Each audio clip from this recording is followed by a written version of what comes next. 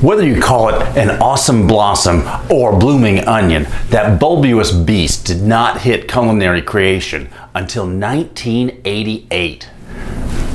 And once you realize that it doesn't take miniature machete-wielding gnomes to separate those beautiful petals, you find out it's actually easy to make at home. So how do you make that fried fave? That is what we are going to check out.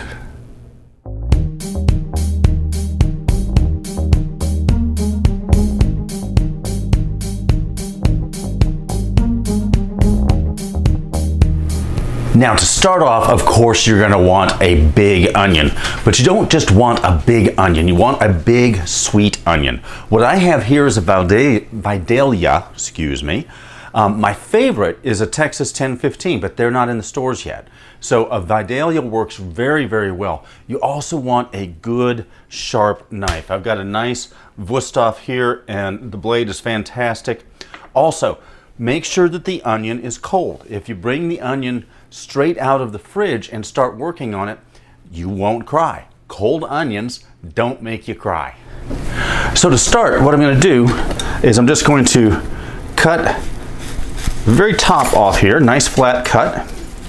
Throw that to the side, and then it's time to peel it. And this is where most people fail in making a blooming onion. They'll just take off the very first layer, not realizing, or just kind of frankly being a little stingy, and leaving this second layer, which can be tough, especially once it's fried. So go ahead and take off the two layers. Okay, we're going to start the process then, now we're all peeled, by making a grid and hold it from the top and hold it steady. And you really do want a sharp knife, and you want to go down a good bit, but you don't want to cut all the way through. So we've got a good grid there. It's well through. Now what I'm going to do is make another cut, so 3 cuts total, 3 cuts total, and then we'll get to it. I misspoke before. I said 3 cuts. I meant 3 sections each in between that original grid. And we're just going to fluff this up a little bit. So there, I've separated the petals a little bit, and I pulled some of them out from the center, and that's for 2 reasons. The first is, a lot of times it's kind of fun just to put a little container of the dipping sauce in that area when everything's done, everything's fried. But also, you want to be able to let the batter, the breading and the egg wash mixture really get in there. And by taking some of those out in the center, that lets that get in and permeate in between those petals a lot better.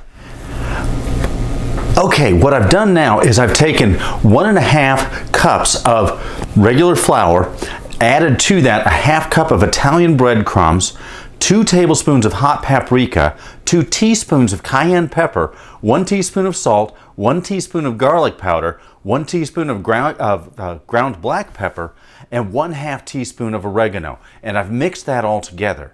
I've also made an egg wash out of 2 cups of fresh milk and 2 eggs, all beaten together. I'm going to do a double dip process here. I'm going to take the blooming onion, or the awesome blossom. We used to have a dog whose name was Blossom, and we used to always refer to her as the awesome blossom because she truly, truly was. Now notice that what I'm doing is I'm kind of fluffing up those petals and getting that flour down in there. And this is dry. What I'm going to do now is move this over. There we go. And put it in the egg wash, submerge it, get that all in there.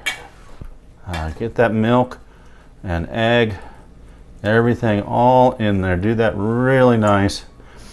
And then I'm going to pull that back out and put it in here again. And rinse, repeat. All right, so I dredged it, put it in the egg wash, and then dredged it again. And what I'm going to do now is put it in the fridge for at least an hour. That way the gluten gets a chance to bond. But I've also, if you've noticed, pulled out a book because it's always best to chill with a good book.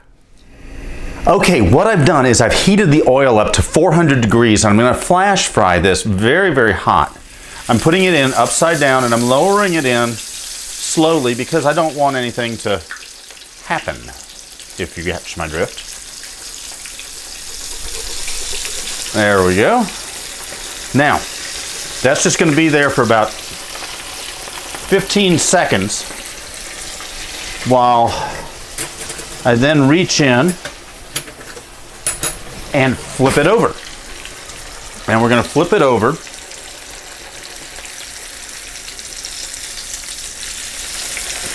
for another 6 to 8 minutes until everything is beautiful golden brown. All right, my friends, let me turn this Venta hood off, and we are looking good. Oh yeah, two-handed operation here.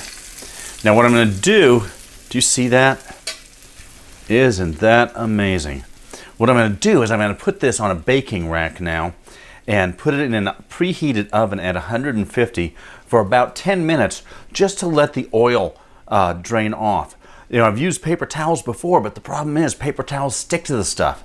So a baking rack, preheated oven, 150 degrees, and you are done. Okay, my friends, feast your eyes on that. And the total actual work time was less than 15 minutes. And you will be the hero for your family when you pull this thing out. I hope that this has been fun and informative. For more fun recipes, travel tips, and videos, check out our website at historybytheplate.com. Oh, and subscribe to our YouTube channel as well. It is fun and free. Happy cooking.